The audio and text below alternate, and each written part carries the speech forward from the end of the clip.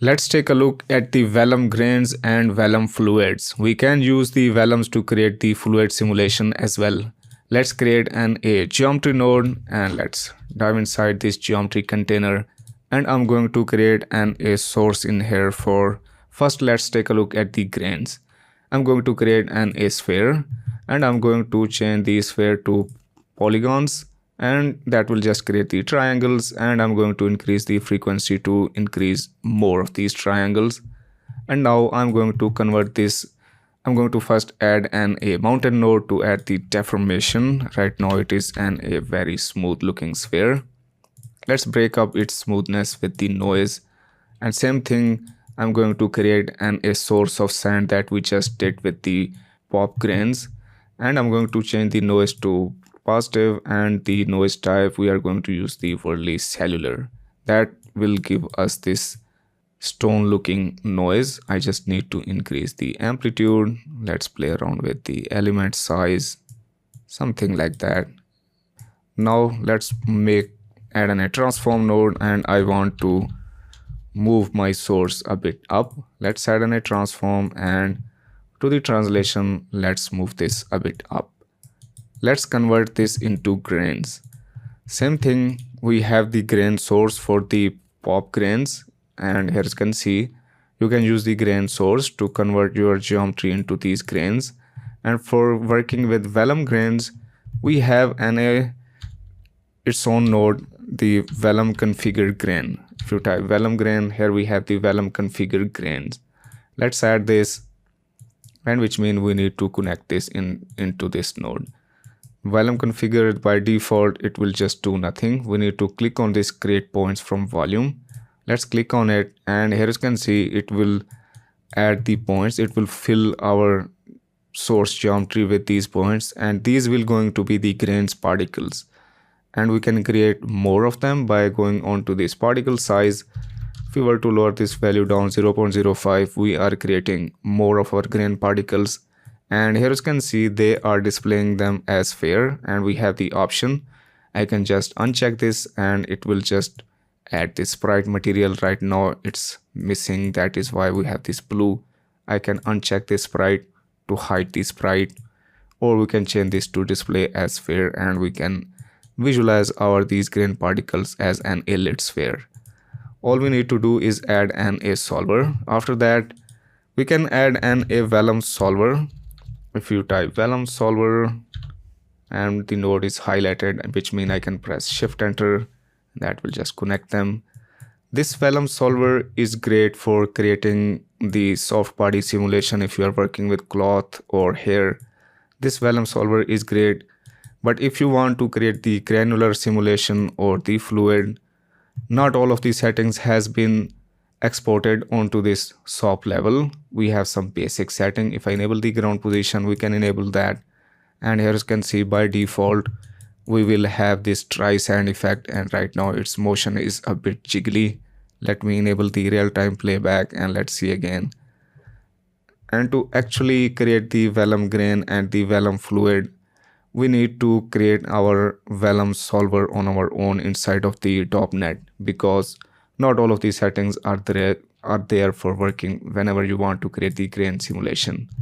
I'm going to create a .NET, and we actually do not need this Vellum solver.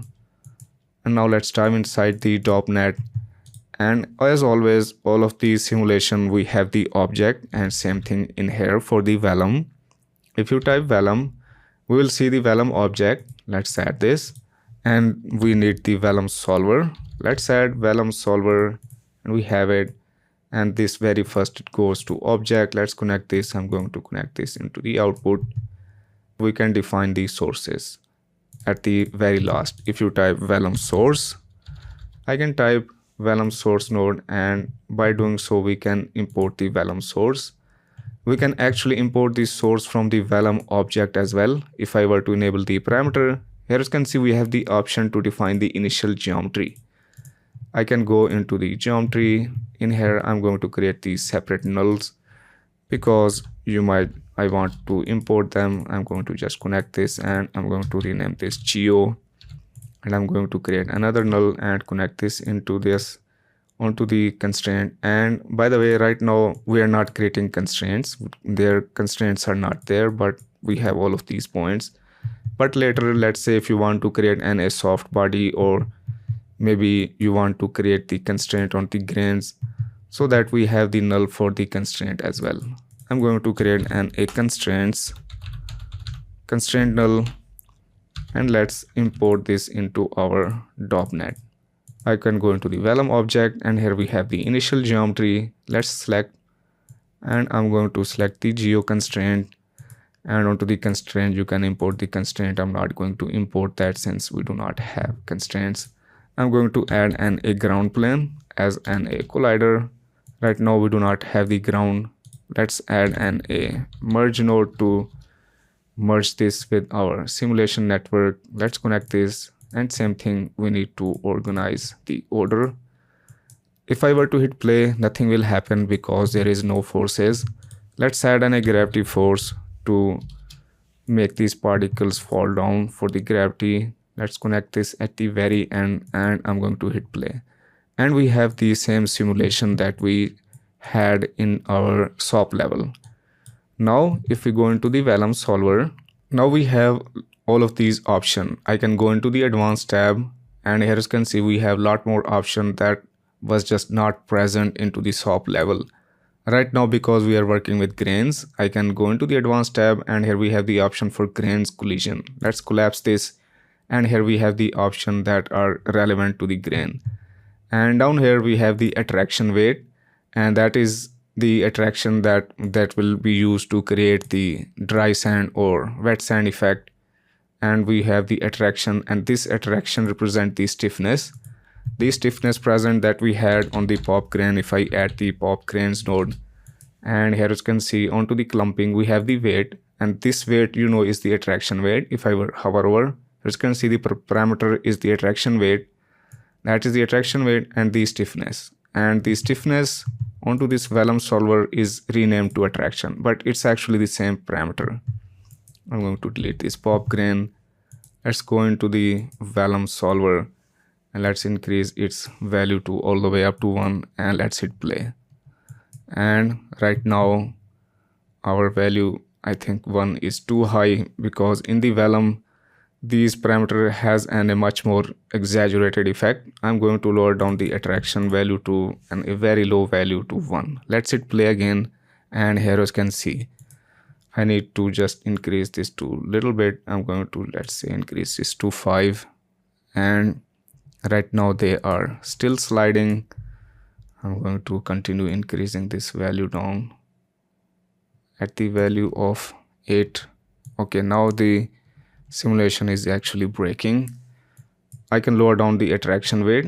Yes, I can continue lowering this value down. Let's change this to 0.6 and increase the attraction weight.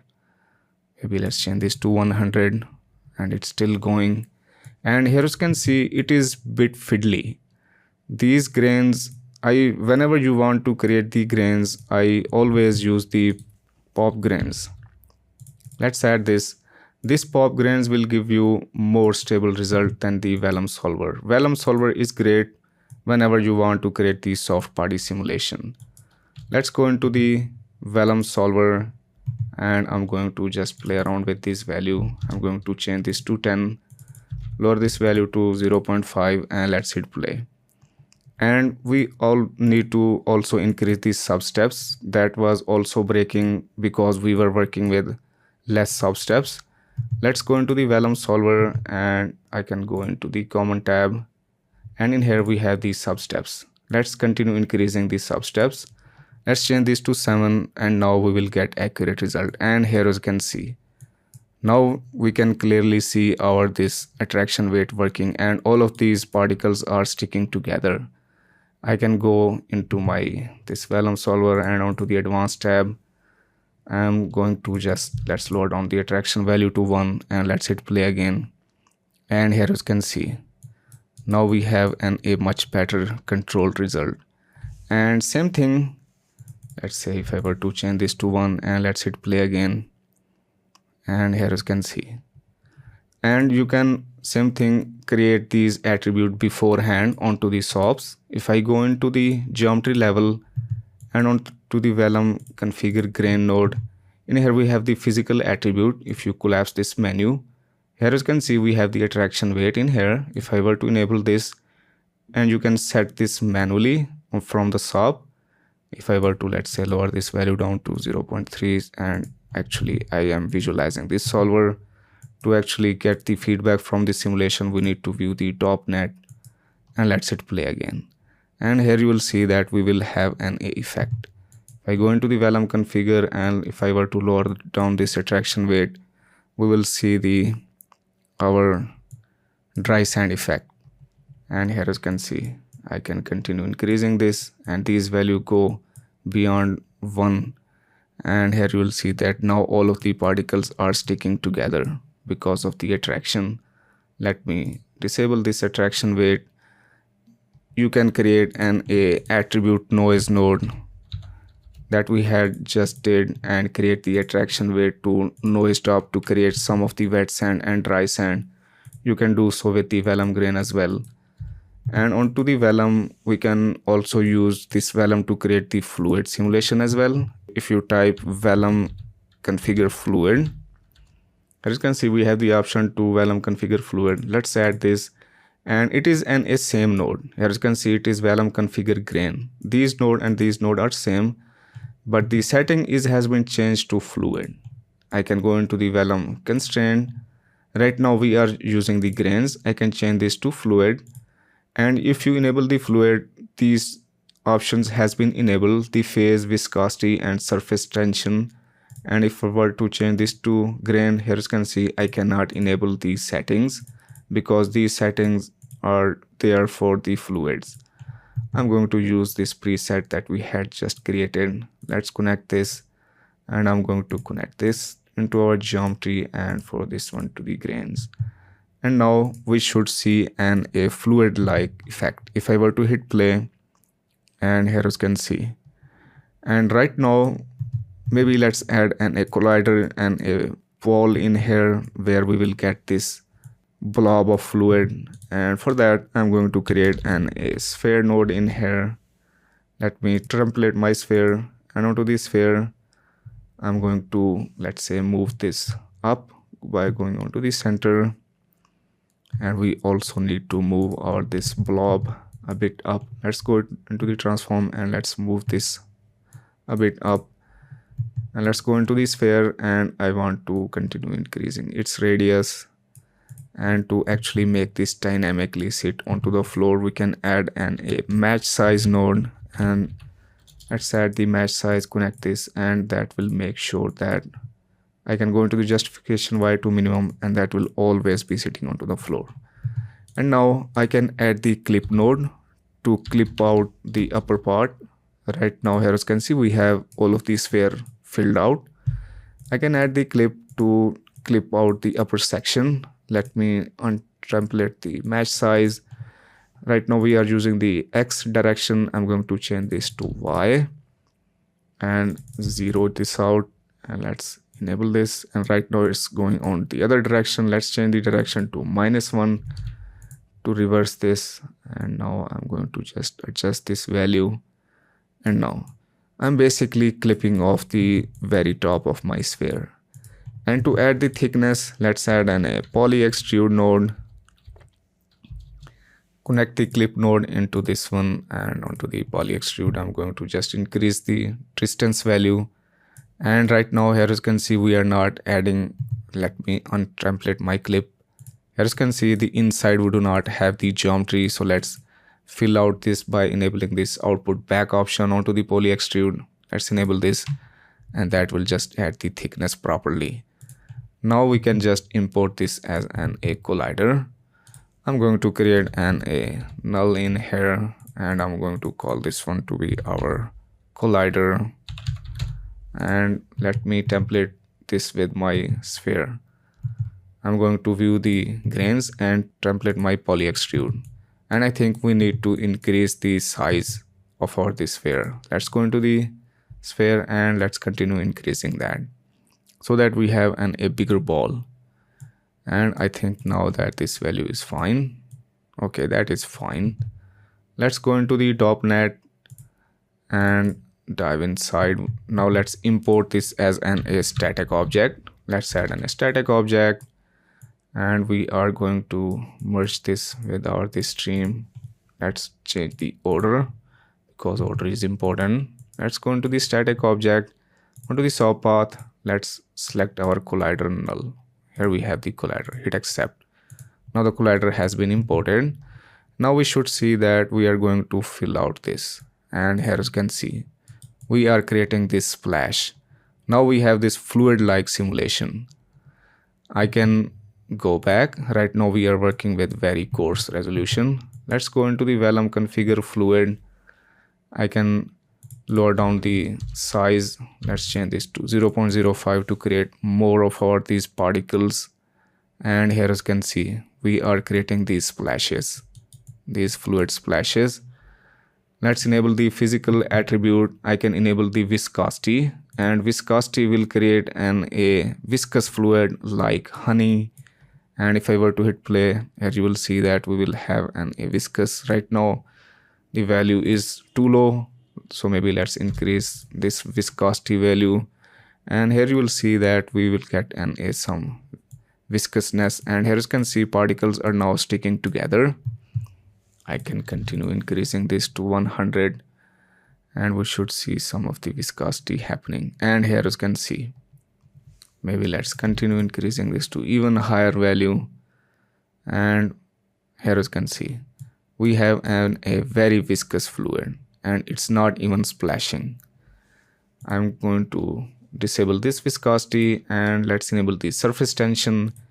And this surface tension what makes these particles to stick together to create the droplets. And you want to increase the surface tension if you want to create the splashes or tendrils of fluid that you might get in the small scale fluids.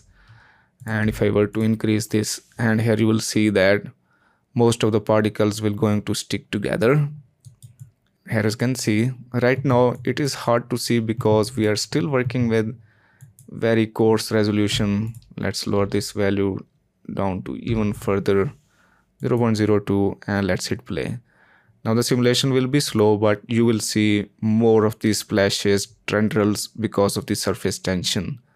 Let me simulate few frames, and hopefully we will see some of these bigger splashes and particles will going to be sticking together. And right now this simulation is just exploding. Let me see why is that. Surface tension is enabled. Let me increase its value to bit higher value, and I think we might need to increase the substeps as well. Let's see.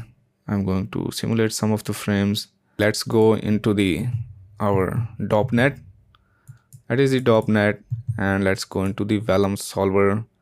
Right now we are working with the grains, but because we are working with fluids, let's collapse the fluids menu. And in here we have the option to enable the viscosity, and that is a multiplier from the SOP.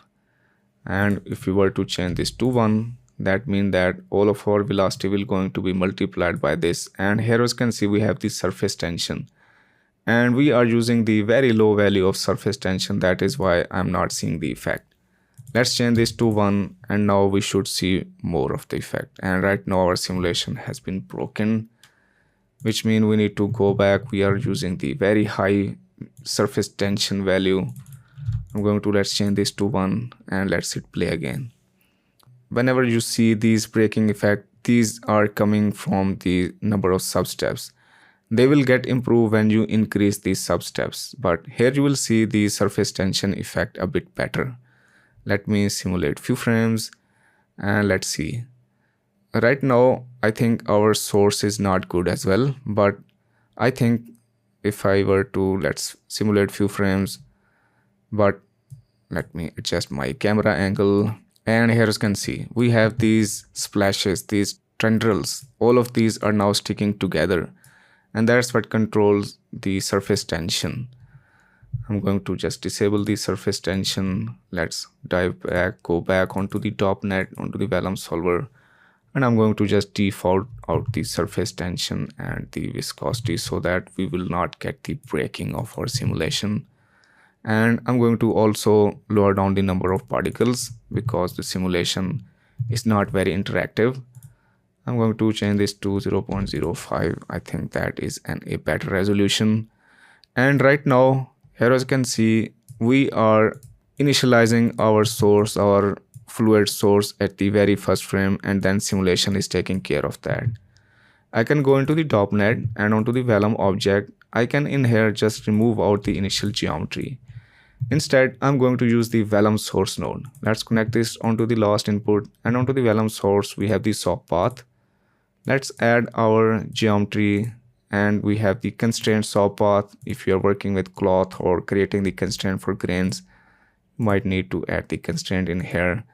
And now we can change the emission type. It says only once, which means we still have the same effect. We are initializing it at the very first frame and simulation is just taking care of it. I can change this emission type. I can change this to each frame. I can import my source each frame, or I can import each substep.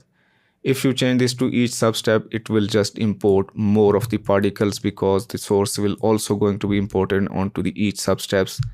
I think it's better to just change this to each frame, and that way we will have manageable number of particles. And here you can see we are importing our source from the SOP every frame, and now we have this emission effect. I'm going to maybe let's go back and go into the transform, and I'm going to just transform our sphere, our source a bit up so that we have some of the distance between them. Let's go inside and hit play. And here you can see we are importing our fluids every frame. Now we are emitting the fluid. That's how you can import your sources every frame. Let's go into the Vellum solver again, and let's go into the common. We are using the 7 substeps. Maybe let's lower down these substeps and let's hit play. And here you can see we have a faster playback of our feedback. Our bowl has been filled with our fluids. That is the basics of Vellum grains and Vellum fluids.